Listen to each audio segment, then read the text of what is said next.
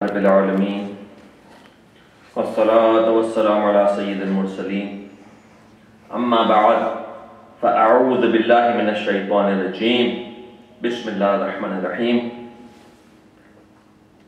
میرے بعد میں پڑھیے الصلاة والسلام علیک یا رسول اللہ وعلی آلک واصحابک یا حبیب اللہ. الصلاة والسلام علیک یا نبی اللہ وعلی آلک واصحابک یا نور اللہ. نویت سنت الاعتکاف.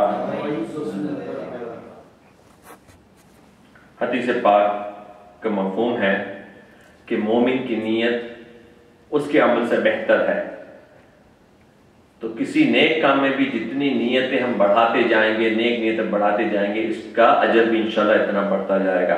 تو میں بھی چند نیتیں کرتا ہوں، آپ انشاءاللہ کریں کہ اللہ تعالیٰ کی رضا، اس کے پیارے حبیب صلی اللہ تعالیٰ علیہ وسلم کی رضا خوشنودی کے لیے بیان کو سنیں گے، اس پر عمل کرنے کی کوشش کریں گے اور دوسروں تک پہنچانے کی کوشش بھی کریں گے. میں بھی نیت کرتا ہوں کہ انشاءاللہ خود بھی اس پر عمل پیدا ہونے کی کوشش کروں گا اور پھر دوسروں کو اس کے لیے تلقین کروں گا. جب بھی دوران بیان اللہ عز و جل کا نام مبارک، اس کے پیارے حبیب صلی اللہ تعالیٰ علیہ وسلم کا نام آیا تو انشاءاللہ عز و جل و صلی اللہ تعالیٰ علیہ وسلم کہیں گے. کوئی اچھی بات لگی تو خدا کا ذکر کر کے سبحان اللہ کہہ کے تو درخت میں اپنے نام کا، جنت میں اپنے نام کا ایک درخت بھی انشاءاللہ لگوائیں گے. ہمارے پیارے پیارے آقا مدینے والے مصطفیٰ صلی اللہ تعالی علیہ وسلم کا فرمان عالی شان ہے کہ جس نے دن اور رات میں میری طرف سے شوق و محبت کی وجہ سے 3 مرتبہ درود پاک پڑھا، اللہ تعالی پر حق ہے کہ اس کے اس دن اور اس رات کے گناہ بخش دے. صلو علی الحبیب صلی اللہ تعالی علی محمد صلی اللہ تعالی علیہ وسلم. میٹھے میٹھے اسلامی بھائیوں، ہو سکے تو دل کے کانوں سے اگلے اس واقعے کو نہ صرف سننے بلکہ اس کو ویژولائز کرنے کی کوشش کریں کہ تاریخ کے ان 1400 سال پہلے مسجد نبوی کا سما ہے. ہمارے پیارے پیارے آقا مدینے والے مصطفیٰ صلی اللہ تعالی علیہ وسلم مسجد نبوی میں تشریف فرما ہے. صحابہ کرام کا جھرمٹ ہے. کیا سہانا منظر ہوگا کہ سید کونین صلی اللہ تعالی علیہ وسلم وہاں پہ تشریف فرما ہے. تمام صحابہ کرام، انوار التجلیات کا عالم کیا ہوگا. وہ ایسا ایک منظر رہا ہوگا کہ اس پر دنیا کے سارے منظر قربان اگر کر دیے جائیں تو کم ہیں. اور حقیقت بھی یہی ہے کہ ایسا ہی ہونا چاہیے کہ حدیث پاک میں آیا کہ سرکار مدینہ صلی اللہ تعالی علیہ وسلم نے فرمایا کہ ایک ایسا وقت آئے گا کہ لوگ خواہش کریں گے کہ وہ اپنا سب مال، اپنی اولاد، سب کچھ قربان کر دے لیکن میری ایک جھلک دیکھنے کو مل جائے، اس نورانی چہرے کو دیکھنے کی ایک جھلک مل جائے تو اس کے لیے لوگ سب قربان کر دینے کے لیے تیار ہو جائیں گے. تو وہ سما ہو رہا ہوگا کہ سرکار مدینہ صلی اللہ تعالی علیہ وسلم بیٹھے ہیں، صحابہ کرام کا جرمٹ ہے، حضرت سیدنا بلال مؤذن رسول صلی اللہ تعالی علیہ وسلم اذان کے لیے کھڑے ہوتے ہیں. اللہ اکبر اللہ اکبر اللہ اکبر اللہ اکبر اشہد ان لا الہ الا اللہ اشہد ان لا الہ الا اللہ. یہاں تک پڑھا. اب کہتے ہیں اشہد ان محمد رسول اللہ صلی اللہ تعالی علیہ وسلم. جب انہوں نے یہ کلمات کہے تو آقا صلی اللہ تعالی علیہ وسلم کے یار غار اور یار مزار یعنی کہ حضرت سیدنا ابو بکر صدیق رضی اللہ تعالیٰ عنہ وہ جھوم جاتے ہیں، اپنے ہاتھوں کو اٹھاتے ہیں، اپنے انگوٹھوں کو چومتے ہیں اور اپنی آنکھوں سے لگا لیتے ہیں اور کہتے ہیں صلی اللہ علیہ یا رسول اللہ صلی اللہ علیہ وسلم.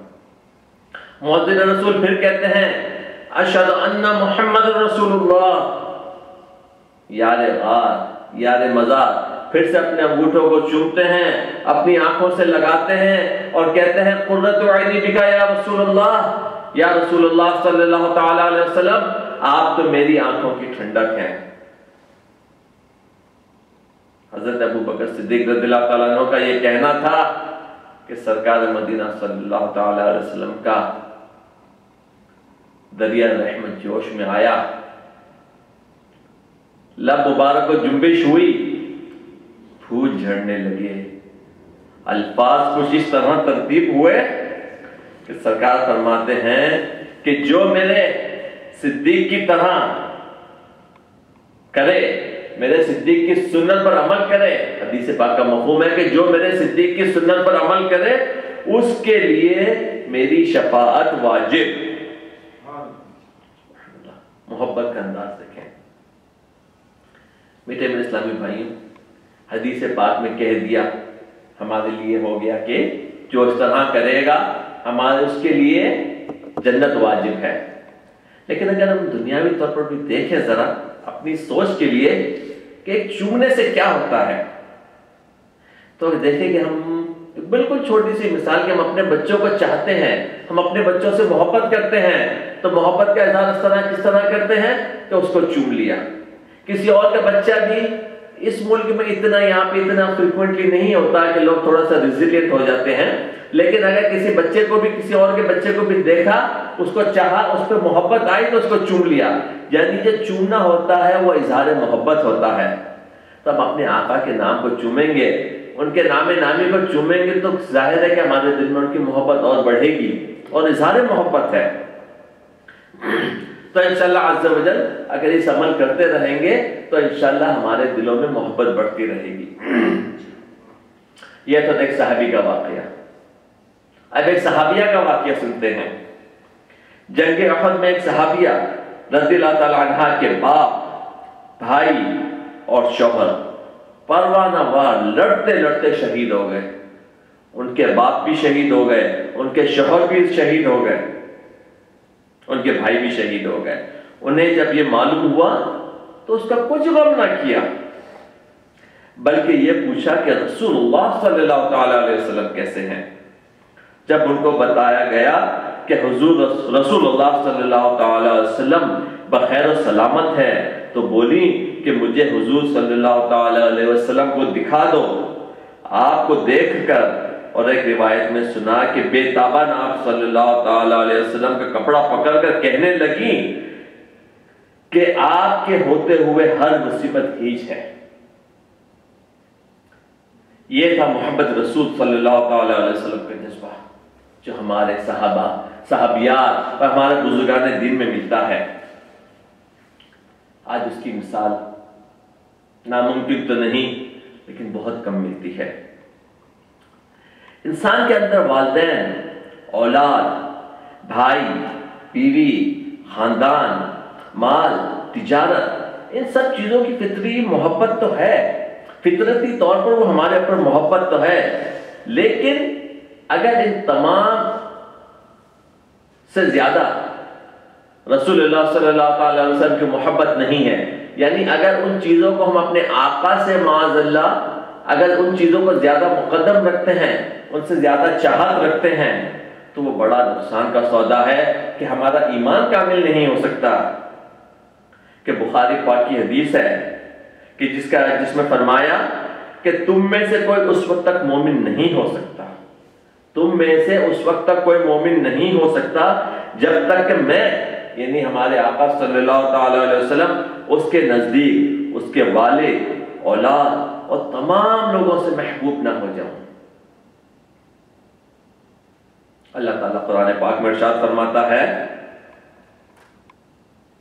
کہ تم فرماؤ اگر تمہارے باپ اور تمہارے بیٹے اور تمہارے بھائی اور تمہاری عورتیں اور تمہارا کنبہ اور تمہاری کمائی کے مال اور وہ سودا جن کے نقصان کا تمہیں ڈر ہے اور تمہارے پسند کے مکان، یہ چیزیں اللہ اور اس کے رسول اور اس کی راہ میں لڑنے سے زیادہ پیاری ہوں تو راستہ دیکھو، یہاں تک کہ اللہ اپنے حکم لائے اور اللہ فاسقوں کو راہ نہیں دیتا۔ میٹھے میٹھے اسلامی بھائیوں، اگر ہمیں فلاح چاہنی ہے تو ہمیں اپنے آقا کی محبت کا دامن تھامنا ہوگا، کیونکہ وہیں سے ہمیں رحمان کا راستہ پتہ چلتا ہے۔ اب دو واقعات سنیں۔ واقعات میں بڑے ہسٹری میں ملتے ہیں، تاریخ میں بڑے واقعات ملتے ہیں، لیکن ہمیں دیکھنا ہے کہ وہ واقعات سننے کے بعد ہم اپنے آپ کو کمپیئر کریں، ہم اپنے آپ کو دیکھیں کہ وہاں تو محبت کرنے والے تھے، یہاں ہم اپنے آپ کو دیکھیں کہ ہم محبت کا دعویٰ بھی صرف دعویٰ ہی کرتے ہیں یا محبت کی دلیل بھی ہے۔ ہم میں سے ہر ایک کا محبت کا دعویٰ کرنے کے لیے تو ہر ایک تیار ہو جائے گا، لیکن دلیل تو وہ ہوتی ہے کہ جب عمل کسی چیز کا ہو۔ ہمارے آقا مدینے والے مصطفیٰ صلی اللہ تعالی علیہ وسلم فرماتے ہیں کہ نماز میری آنکھوں کی ٹھنڈک ہے۔ نماز جنت کی کنجی بتائی گئی۔ آقا فرماتے ہیں کہ نماز میری آنکھوں کی ٹھنڈک ہے، اور ہم نماز کا وقت ہوتا ہے تو ہم کیا کرتے ہیں؟ فجر کی نماز ہو رہی ہوتی ہے تو یا تو ہم سونے میں مصروف ہیں، یا گھر سے نکل چکے ہیں تو ڈرائیونگ میں مصروف ہیں، اسکول جانے کی تیاری میں مصروف ہیں، جاب پہ اگر کوئی پریزنٹیشن ہے اس کا لاسٹ ٹچ اپ کرنے میں مصروف ہیں، لیکن 5 منٹ اگر 4 رکعتیں پڑھنے کے لیے چاہیے تو غالباً کئی لوگوں کے پاس نہیں ہے۔ اگر نماز پڑھ بھی لیتے ہیں تو نہ جانے کتنے خیالات آتے ہیں۔ کس وقت ہم نے کوشش کی کہ نماز کے لیے کھڑے ہوں تو نیت کرنے سے پہلے 10 سیکنڈ کا اپنے آپ کو پاز دے دیں، اپنے آپ کو اس نماز سے پہلے پاز دے دیں، اور ہم اس ذہن کو لانے کی کوشش کریں کہ اب میں دنیا کو چھوڑ کر کے اپنے رب عز و جل کے بارگاہ میں حاضر ہونے جا رہا ہوں۔ میٹھے میرے اسلامی بھائیوں، نماز کے بارے میں ایک جگہ میں نے سنا بڑی پیاری بات، اگر شاید ہماری گرہ میں آ جائے، ہمارے ذہنوں میں اگر بس جائے، ہمارے دل کے مدنی گلدستے میں اگر اس کو سجانے میں کامیاب ہو جائیں۔ جب ہم کسی کے یہاں جاتے ہیں تو ہم سلام کہتے ہیں، کسی کے یہاں جاتے ہیں تو سلام کہتے ہیں، لیکن نماز شروع کرتے ہوئے جب اپنے رب سے ہم کلام ہوتے ہیں تو ہم سلام نہیں کہتے، بلکہ سلام اس وقت کہتے ہیں جب نماز سے فارغ ہو جاتے ہیں۔ اس کا کیا ہے؟ اس کے لیے علماء کرام نے فرمایا کہ وہ اللہ تعالیٰ کی بارگاہ اتنی عظیم ہے کہ وہاں پہ ہمیں سلام نہیں بلکہ اس کی بڑائی کہنی ہے، اللہ اکبر کہہ کے اس کی ہم حاضری دیتے ہیں۔ اور جب ہم نماز ختم کر دیتے ہیں، ہماری نماز فارغ ہو جاتے ہیں، تو ہم السلام علیکم ورحمۃ اللہ، یعنی دنیا میں جب دوبارہ ہم حاضر ہوتے ہیں اپنے رب کی بارگاہ سے، تب دنیا والوں کو ہم سلام کر رہے ہیں۔ تو وہ دنیا میں ہم حاضری ہے، یعنی جب ہم نماز پڑھ رہے ہیں تو ہونا یہ چاہیے کہ ہم دنیا سے منقطع ہو گئے، اور جب دنیا میں دوبارہ آخر داخل ہوئے تب ہم سلام کریں گے۔ تو میٹھے اسلامی بھائیوں، نماز آقا کی آنکھوں کی ٹھنڈک، ہم اپنی نمازوں کا جائزہ خود لے لیں۔ ظہر اثر کی نماز جاب اور ٹریفک اور لنچ کی نظر ہو جاتی ہے، جماعت کے لیے ہم کتنی پابندی کرتے ہیں۔ چلے اگر تو مسجد سے تھوڑا دور ہے، اگر جاب کے اوپر وہاں پہ نہیں ہے، لیکن فجر اور عشاء، اگر آپ دن کی جاب کر رہے ہیں، شام کی جاب کر رہے ہیں، یعنی کم از کم دن میں 2 یا 3 بار تو ہم نماز کی پابندی کر سکتے ہیں جماعت سے بھی۔ نماز فرض ہے، اس میں تو کوئی آپ کو وہ نہیں ہے کہ جماعت سے اگر کسی وجہ سے جماعت شرعی عذر اگر نہیں پڑھ سکتے تو نماز تو پھر بھی پڑھنی ہے، لیکن کم از کم 2 یا 3 جماعتوں کی تو کم از کم ہمیں کوشش کرنی چاہیے۔ ہمارے پیارے آقا مدینے والے مصطفیٰ صلی اللہ تعالی علیہ وسلم پر قرآن نازل ہوا، ہم نے کتنا قرآن سیکھا، کتنا اس پر عمل کر لیا، قرآن پاک کی آیات کو ہم نے کتنا سمجھنے کی کوشش کی۔ بمشکل چند صورتوں کا رٹا لگا لیا اگر نماز میں پڑھنے کے لیے، لیکن اگر کسی صحیح قاری کو سنانے اگر جائیں تو شاید ہمیں پتہ چل جائے کہ ہم جو قرأتیں کر رہے ہیں سالوں سے، ہو سکتا ہے، عین ممکن ہے، اور بہت زیادہ گمان غالب ہے کہ اگر ہم کسی کو سنانے جائیں گے تو اس میں بہت زیادہ غلطیاں ہوں گی، کیونکہ ہم نے صرف سنا ہے، اس کو سمجھا نہیں ہے۔ ہر چیز کا ایک آرٹ ہوتا ہے، ایک فن ہوتا ہے، اس کو سیکھنے کے لیے ایک ہنر ہوتا ہے۔ اگر ہم میں سے کوئی پوچھ لیا جائے کہ حروف حلقی کیا ہیں، حروف قلقلہ کیا ہیں، اظہار کس الفاظ کے ساتھ کرنا ہے، کس جگہ پہ اخفا کرنا ہے، اگر ہم میں سے اگر اس وقت میں یہ اگر پوچھوں میں پوچھ نہیں رہا، ہم سب اپنے آپ سے پوچھے، اگر مجھے نہیں پتا کہ اظہار کہاں پہ کرنا ہے، اگر مجھے نہیں پتا کہ کس جگہ پہ اخفا ہوتا ہے، کس جگہ پہ قلقلہ ہوتا ہے، اور اگر میں نے 10 صورتیں یاد کر لی ہیں، اگر میں نے 10 صورتوں کا رٹا لگا لیا ہے، تو میں نے کون سا قرآن پڑھا؟ اب اس قرآن کو اگر میں نماز میں پڑھ رہا ہوں تو اگر معنی فاسد ہو رہے ہیں تو نماز ہی نہ ہوئی، اگر معنی فاسد ہو رہے ہیں تو نماز ہی نہ ہوئی، اور اگر معنی فاسد نہ ہوئے تو بھی ناجائز ہے، لیکن اس نماز کا کیا ہوگا؟ قبولیت کس مقام تک پہنچے گی؟ ہم آقا کی محبت کا دم تو بھر رہے ہیں، لیکن آقا نے جو قرآن ہمیں لا کر دیا اس پر ہم نے اس کو سمجھنا بھی تو بات کی بات ہے، اس کو پڑھنا بھی غالباً ہمیں نہیں آتا۔ تو میٹھے میٹھے اسلامی بھائیوں، عزم کریں کہ آج سے تہیہ کر لیں کہ ہم قرآن پاک کا قاعدہ کم از کم ایک کسی صحیح العقیدہ قاری کو ایک بار سنا دیں گے، بلکہ اب تو معاملہ اور بھی آسان ہو گیا۔ الحمدللہ دعوت اسلامی کا مدنی ماحول ایسا ہمیں میسر آیا ہے کہ گھر بیٹھے مدنی چینل کی صورت میں مبلغ تو آ ہی گیا تھا، دار المدینہ مدرسۃ المدینہ آن لائن، وہ بھی فری میں۔ آپ جا کے صرف سائن اپ کر لیں، جس دن آپ کو پڑھنا ہے، جس ٹائم میں آپ کو پڑھنا ہے، قاری صاحب آپ کو آن لائن آ کے آپ کو فری میں پڑھانے کو تیار ہے۔ اب ہمارے پاس کون سا عذر رہ گیا کہ ہم قرآن پاک کو صحیح نہ پڑھ سکیں؟ گھر سے آپ کو نکلنا بھی نہیں ہے اور آپ کو فیس بھی ادا نہیں کرنی ہے، ثواب جاریہ کا ایسا موقع ہے کہ آپ جانیں گے تو اپنی اولاد کو بھی سکھائیں گے۔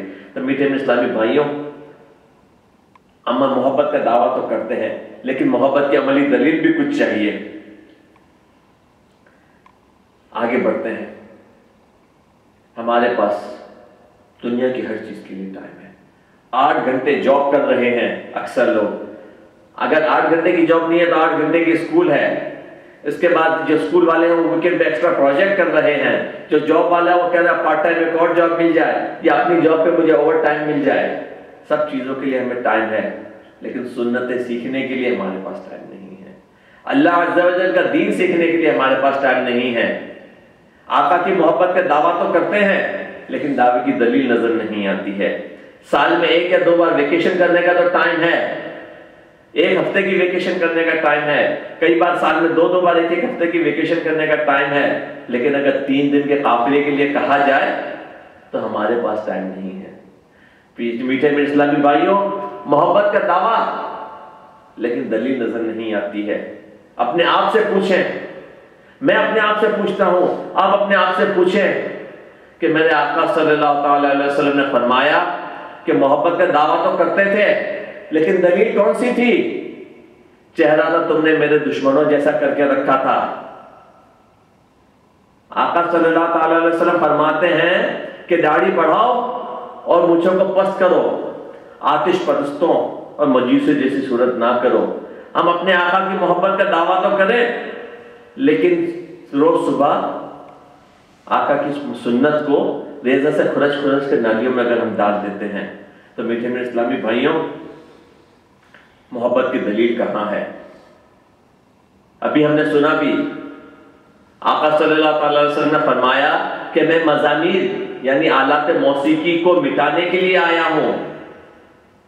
موسیقی سننا حرام، گانے باجے، جو گانے باجے سنتا ہے اس کے کانوں میں سیسا، پگھلا ہوا سیسا ڈالا جائے گا۔ میٹھے میٹھے اسلامی بھائیوں، سن رہے ہیں، شاید سمجھ نہ پائیں کہ کتنا بڑا عذاب ہوگا۔ سب سے کم ترین عذاب، جو ہلکا عذاب جہنم میں دیا جائے گا، وہ ہوگا آگ کے جوتے پہنائے جائیں گے، جس کی وجہ سے اس پہننے والے کا دماغ ابلنے لگے گا۔ وہ تو سب سے کم عذاب ہے۔ اس کے بعد کے عذابات ہیں جو اگر میوزک سنتے ہیں، آقا صلی اللہ تعالی علیہ وسلم نے فرمایا کہ میں مزامیر کو مٹانے کے لیے آیا ہوں۔ ہم محبت کا دعویٰ کرتے ہیں، اگر ہمارے گھروں میں، ہماری گاڑیوں میں گانوں کی کیسٹیں چلتی ہیں تو یہ کون سی دلیل ہے؟ کیا ہی اچھا ہو کہ ہم نعت مصطفیٰ صلی اللہ تعالی علیہ وسلم سنیں، اصلاحی بیانات سنیں تاکہ ہمیں کچھ سمجھ آئے۔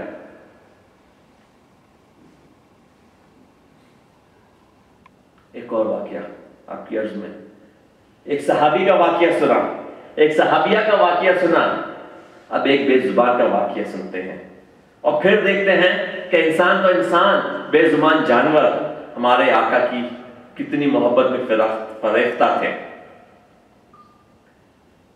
ایک گدھا جس کو کہ امیر اہل سنت فرماتے ہیں، کیونکہ اس گدھے کو آقا سے نسبت ہو گئی تو اب اس کو یا تو حمار فرماتا ہے، ابھی مسجد مذاکرے میں نے سنا کہتا ہے یا تو اسے حمار کہہ دے یا دراز گوشت۔ اب یہ کوئی ناجائز نہیں ہے گدھا، لیکن چونکہ گدھے کو اس ورڈ کو تھوڑا سا مایوب سمجھنا جاتا ہے تو اس کے لیے یہ الفاظ استعمال کیے۔ تو ایک دراز گوشت، ایک حمار جو تھا وہ کسی جنگ میں مال غنیمت کے طور پر آیا، سرکار صلی اللہ تعالی علیہ وسلم کی خدمت میں وہ پیش کر دیا گیا۔ تو اس نے کہا کہ میرا وہ خاندان ہے کہ میرے خاندان باپ دادا میں انبیاء علیہ السلام ہمارے اوپر سوار ہوتے رہے تھے، اور میری خواہش تھی کہ آخر الزمان نبی آخر الزمان صلی اللہ تعالی علیہ وسلم میرے اوپر تشریف فرما ہو، میں ان کی سواری بنوں۔ تو وہ آقا کی خدمت میں آ گیا اور بڑا فرما بردار دراز گوشت۔ جب آقا صلی اللہ تعالی علیہ وسلم کو کسی کو طلب کرنا ہوتا تو اس کو بھیج دیتے، وہ صحابی کے گھر جا کر اپنا سر کو رگڑتا تو صحابی سمجھ جاتے کہ میری طلبی ہوئی ہے، باغِ رسالت میں مجھے حاضر ہونا ہے۔ اتنا فرما بردار، اس کی محبت کا عالم دیکھیں کہ جب سرکار مدینہ صلی اللہ تعالی علیہ وسلم اس دنیا سے پردہ فرما گئے تو اس کا فراق رسول میں وہ حال ہوا کہ وہ بے چین ہو گیا اور کنویں میں چھلانگ لگا کے اپنی جان دے دی۔ ایک دراز گوشت، ایک حمار جس کو ہم عرف عام میں گدھا کہتے ہیں، اس کی محبت کے یہ عالم کہ اس نے فراق رسول میں اپنی جان دے دی۔ ہم آقا کی امتی ہو کر، وہ امتی جس کو خیر امت بنایا گیا اور اللہ تعالیٰ کی وہ مخلوق جس کو سب سے اچھی مخلوق بتایا گیا، اور مخلوق میں بھی سب سے اچھی امت، اگر ہماری محبت کا عالم دیکھیں، ایک جانور، ایک عاشق رسول جانور کے حساب سے بھی اپنے آپ کو کمپیئر کریں تو دیکھیں کہ ہماری محبت کا کیا حال ہے۔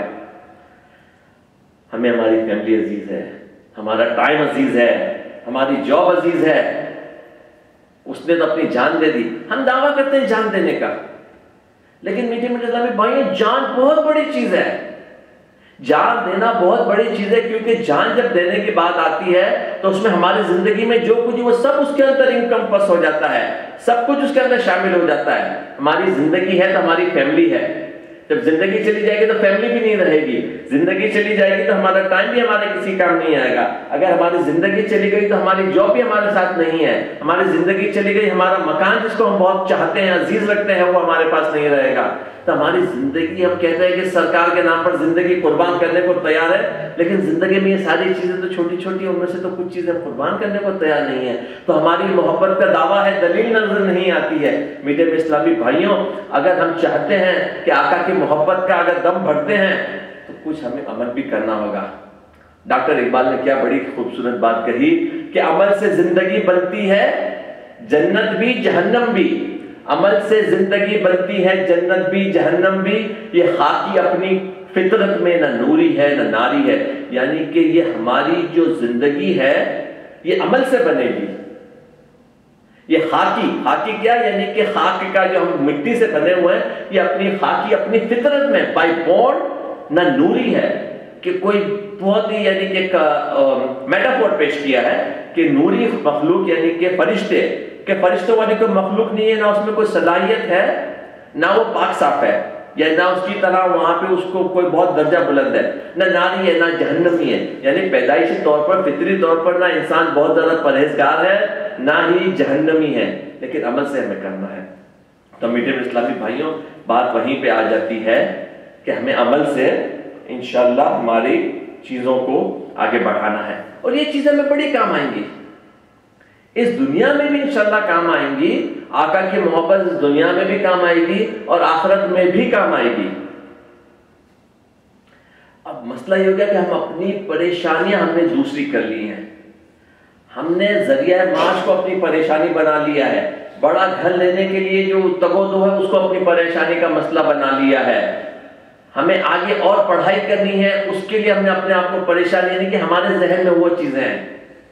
صحابہ کرام کس چیز کے لیے پریشان ہوتے تھے؟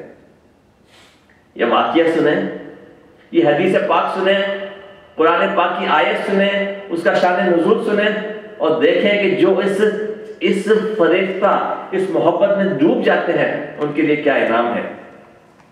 حضرت عائشہ صدیقہ رضی اللہ تعالیٰ عنہا فرماتی ہیں کہ ایک شخص نے رسول اللہ صلی اللہ تعالیٰ علیہ وسلم کی خدمت میں حاضر ہو کر عرض کیا، یا رسول اللہ صلی اللہ تعالیٰ علیہ وسلم، آپ یقیناً میرے نزدیک میری جان، میری اولاد اور سب سے زیادہ محبوب ہیں، لیکن جس وقت آپ صلی اللہ تعالیٰ علیہ وسلم یاد آ جاتے ہیں تو جب تک آپ صلی اللہ تعالیٰ علیہ وسلم کی خدمت میں حاضر ہو کر آپ کو دیکھ نہ لوں قرار نہیں آتا۔ محبت کا انداز دیکھیں کہ جب تک آپ کو دیکھ نہ لوں مجھے قرار نہیں آتا۔ یہ تو اس دنیا کا عالم تھا، لیکن فکر ان کو کون سی تھی؟ صحابہ کرام کو کون سی فکر لاحق تھی؟ ذریعہ معاش کی فکر نہیں تھی، اپنی اولاد کی فکر نہیں تھی، اپنے ٹائم کی فکر نہیں تھی۔ فکر کیا ہو رہی ہے کہ لیکن اس دنیا سے رخصت ہونے کے بعد جنت میں داخل ہو کر آپ تو انبیاء علیہ السلام کے ساتھ بلند مقام پر ہوں گے، اور میں نیچے درجے میں ہونے کے سبب اندیشہ کرتا ہوں کہ کہیں آپ کو دیکھ نہ سکوں۔ ان کی فکر کیا ہے کہ جنت اگر مل بھی گئی تو اس پر کوئی اکتفا نہیں ہے کہ اگر سرکار کو دیکھنے کی خواہش پیدا ہوئی تو میرے دل کو کیسے قرار آئے گا۔ پریشانی دیکھیں ان کو کون سی ہے۔ یہ سن کر رسول اللہ صلی اللہ تعالی علیہ وسلم خاموش رہے۔ اتنے میں حضرت جبریل علیہ السلام یہ آیت لے کر حاضر ہوئے، ترجمہ کنز الایمان، اور جو اللہ اور اس کے رسول کا حکم مانے تو اس سے ان کا ساتھ ملے گا، تو اسے ان کا ساتھ ملے گا جن پر اللہ نے فضل کیا، یعنی انبیاء اور صدیق اور شہید اور نیک لوگ۔ یہ کیا ہی اچھے ساتھی ہیں۔ میٹھے میٹھے اسلامی بھائیوں، ان صحابی کو تو ان کا جواب مل گیا کہ جو اللہ اور اس کے رسول کا حکم مانتے ہیں تو اس کے لیے یہ بشارت ہے کہ ان کو انبیاء کا ساتھ ملے گا، ان کو صدیقین کا ساتھ ملے گا، ان کو شہداء کا ساتھ ملے گا۔ ہم اللہ اور اس کے رسول کے حکم کی کتنی اس پر عمل پیرا ہوتے ہیں اور کتنی حکم عدولی کرتے ہیں۔ آپ اپنے آپ سے سوال کیجئے، میں اپنے آپ سے سوال کرتا ہوں۔ میٹھے میٹھے اسلامی بھائیوں، یہاں پہ رہ کر بیان بڑا لمبا بھی ہو سکتا ہے لیکن وقت مختصر ہوتا ہے، لیکن آخر چیز کا جتنا بھی بیان درس جتنا بھی بڑا ہو جائے لب لباب اس کا آنسر یہی ہے۔ اینڈ میں کوشچن یہ ہے، آنسر تو نہیں، کوشچن اپنے آپ کو کرنا ہے کہ میں اگر محبت کا دعویٰ کرتا ہوں، میں اپنے آپ سے پوچھتا ہوں، آپ اپنے آپ سے پوچھیں کہ اگر میں محبت کا دعویٰ کرتا ہوں تو اس محبت کی دلیل دینے میں کہاں تک کامیاب ہوا ہوں۔ حضرت بلال رضی اللہ تعالیٰ عنہ جب اس دنیا سے رخصت ہونے والے تھے تو ان کی بیوی نے کہا، ہائے غم کہ آپ جا رہے ہیں۔ تو حضرت بلال رضی اللہ تعالیٰ عنہ فرماتے ہیں، نہیں نہیں، ہائے غم نہیں بلکہ ہائے خوشی۔ کیوں؟ کہ میں تو اپنے پیارے آقا صلی اللہ تعالیٰ علیہ وسلم اور ان کے رفقا سے ملوں گا۔ میٹھے میرے اسلامی بھائیوں، زندگی ایسی ہو کہ موت ہمیں دلہن بن کے لینے کو آئے۔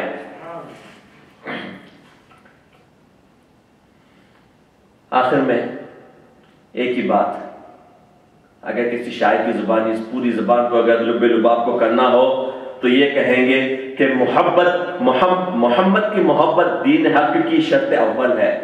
ہمارے پیارے آقا محمد کی محبت دین حق کی شرط اول ہے۔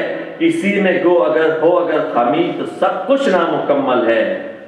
محمد کی محبت سے سند آزاد ہونے کی، محمد کی محبت ہے سند آزاد ہونے کی، خدا کے دامن توحید میں آباد ہونے کی۔ خدا تعالیٰ سے دعا ہے کہ ہمیں اپنے پیارے حبیب صلی اللہ تعالیٰ علیہ وسلم سچے محبت نصیب فرمائے اور ان کی سنتوں پر عمل کرنے کی توفیق عطا فرمائے اور اپنے پیارے حبیب کے احکامات پر عمل کرنے کی توفیق عطا فرمائے۔ آمین بجاہ نبی الامین صلی اللہ تعالیٰ علیہ وسلم۔